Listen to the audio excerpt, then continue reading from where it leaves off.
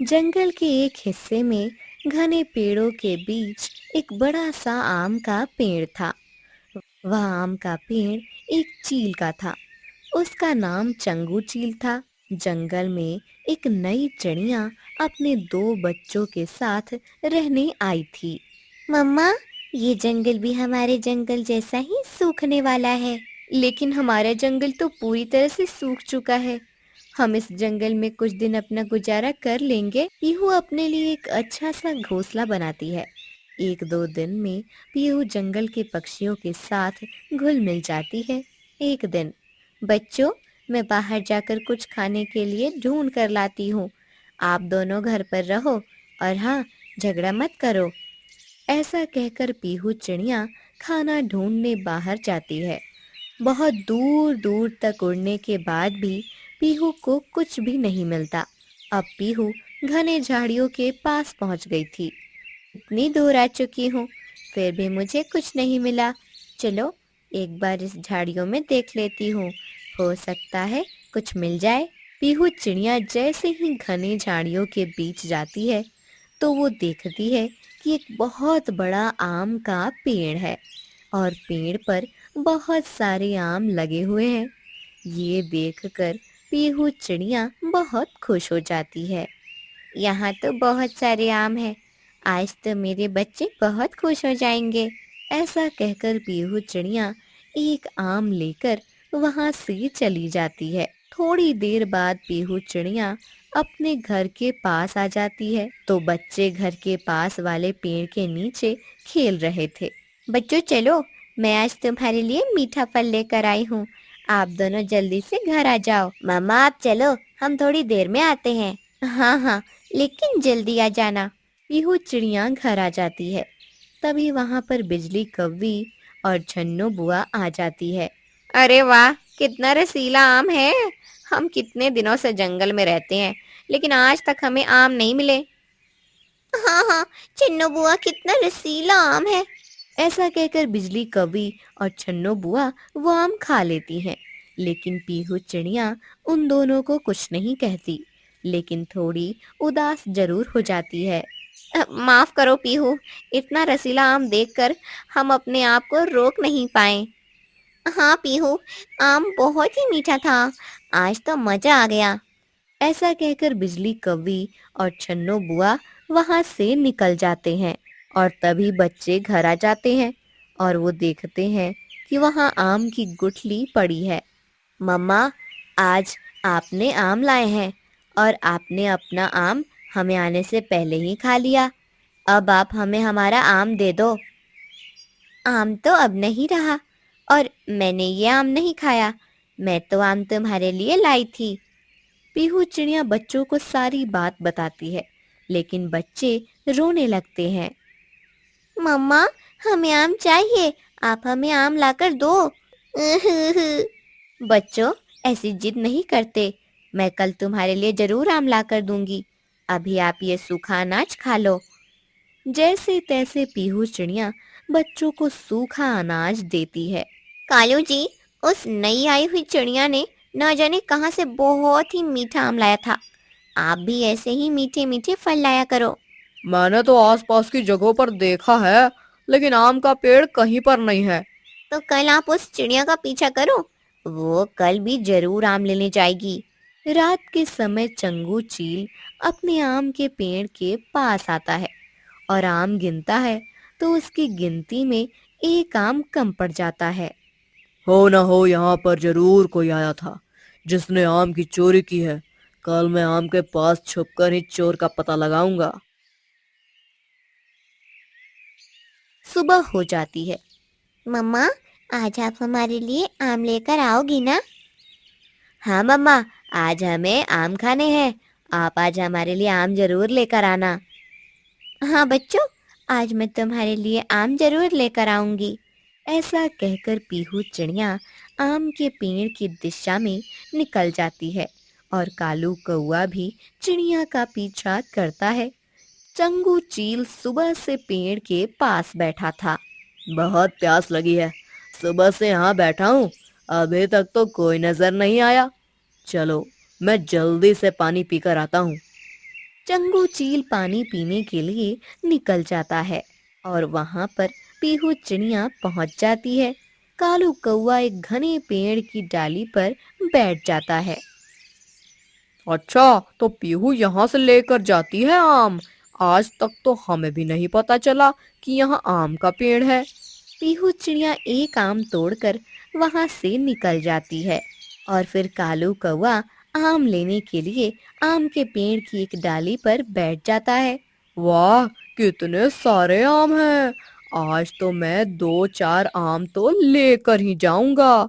कालू कौवा आम तोड़ ही रहा था कि तभी वहां चंगू चील आ जाता है। अच्छा, तो तुम मेरे आम चोरी कर रहे थे। मुझे पता ही था कि कोई ना कोई मेरे आम चोरी कर रहा है, और आज चोर मेरे सामने ही है। चंगू चील कालू कौवे को एक पिंजरे में बंद कर देता है। चील जी, आपके आम मैंने नहीं चुराए हैं। आपके आम तो पीहू नाम की एक चिड़िया है, वो चुराती है। अपने आप को बचाने के लिए कितना झूठ बोलोगे।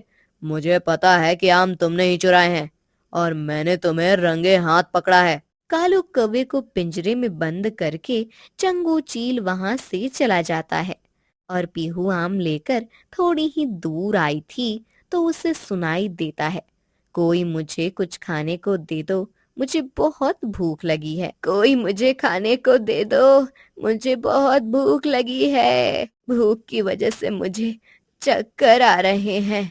कोई मुझे कुछ अनाज दे दो।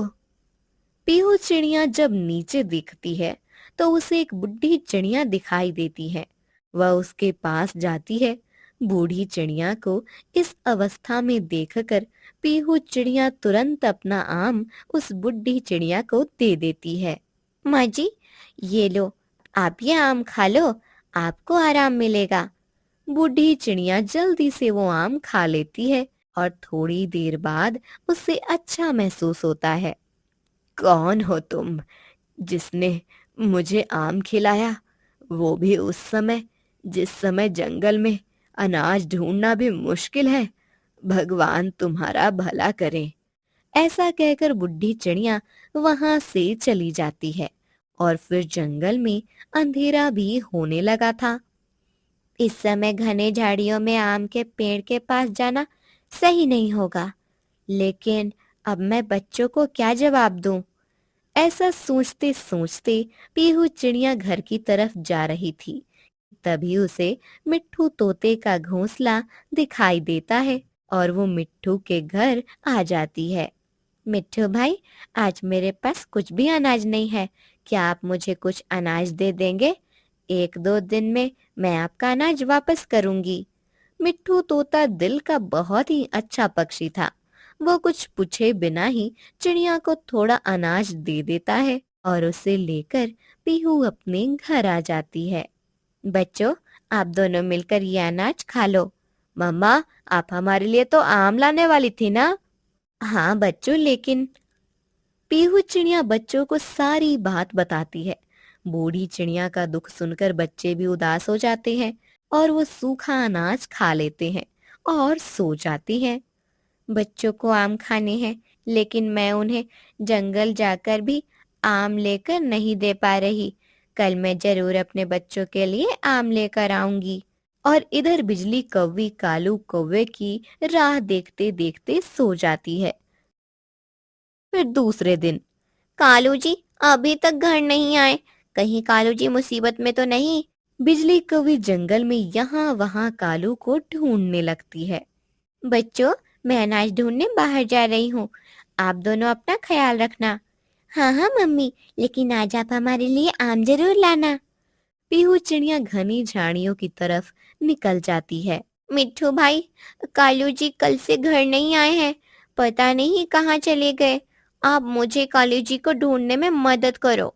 और इधर पीहू चिड़िया आम के पेड़ के पास पहुंच जाती है। कालू पिंजरे में उदास होकर बैठा था। कालू भैया, आपको आपको पिंजरे में किसने बंद किया? पीहू, मुझे बचाओ। मुझे इस पेड़ के मालिक चील ने कैद करके रखा है। कालू पीहू को सारी बात बताता है और तभी वहां पर चील भी आ जाता है। तुम कौन हो और यहाँ क्या कर रही हो इस चोर के पास? चील जी, कालू भाई की इसमें कोई गलती नहीं है। उन्होंने तो एक भी आम नहीं चुराया। आम तो मैं लेकर गई थी। अच्छा, तो मैं तुम्हें भी पिंजरे में कैद कर दूंगा। तुम इस चोर को बचाने की कोशिश कर रही हो ना? नहीं चील भाई, मैं सच कह रही हूँ। और मुझे पता होता कि ये आम आपके हैं तो मैं इसे कभी नहीं लेती। कृपया आप कालू भाई को छोड़ दो। पीहू चिड़िया की इतनी मासूम बातें सुनकर चंगू चील कालू को छोड़ देता है। सुनो, आगे से ध्यान रहे, फिर यहाँ कभी मत आना। हाँ हाँ, मैं यहाँ फिर कभी नहीं आऊंगा। ऐसा कहकर कालू कौवा तेजी से वहां से निकल जाता है और पीहू चिड़िया भी उदास होकर एक झरने के पास जाकर बैठती है। सोचा था कि आज कुछ भी हो जाए लेकिन बच्चों को आम लेकर जाऊंगी, लेकिन अब मैं बच्चों को कभी भी आम नहीं दे सकती। जंगल में एक ही तो आम का पेड़ था। पीहू चिड़िया अपने आप से ऐसी बातें कर ही रही थी कि तभी उसे रोने की आवाज आई। पीहू पास वाले झाड़ियों में जाकर देखती है तो वहां एक बहुत ही सुंदर परी रो रही थी। आप परी हो? बिल्कुल परी जैसी लग रही हो। बहुत ही सुंदर मनमोहक रूप है आपका।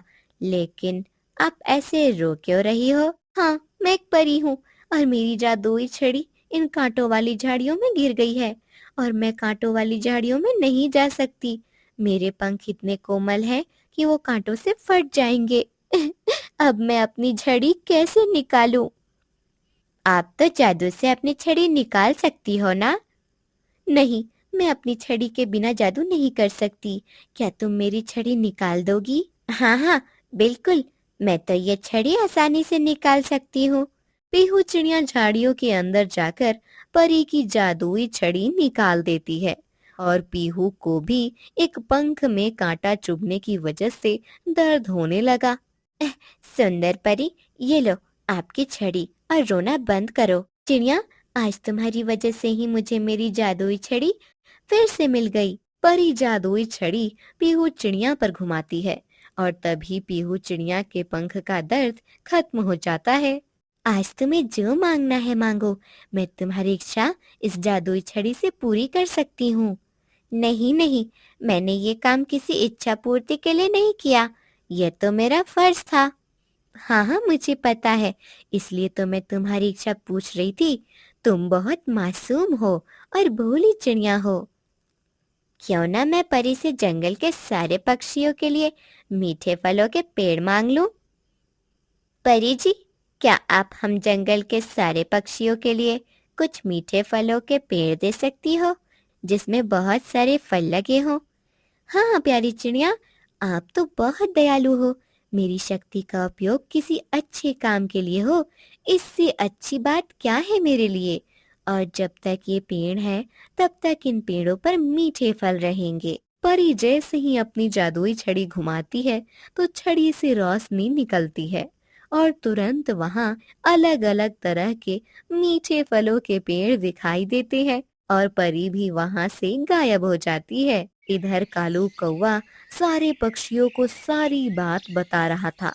पीहू चिड़िया बहुत खुश होकर पक्षियों के पास आती है। मेरे दोस्तों, आपको पता है आज से हमें हर तरह के मीठे फल खाने मिलेंगे। लेकिन वो कैसे पीहू? पीहू चिड़िया सारी घटित घटना पक्षियों को बताती है। पीहू चिड़िया अपने बच्चों और जंगल के सारे पक्षियों को जादुई पेड़ों के पास लेकर जाती है। तरह तरह के मीठे फल देखकर पक्षी खुशी से झूम उठते हैं और हर रोज मीठे फलों का स्वाद लेते हैं।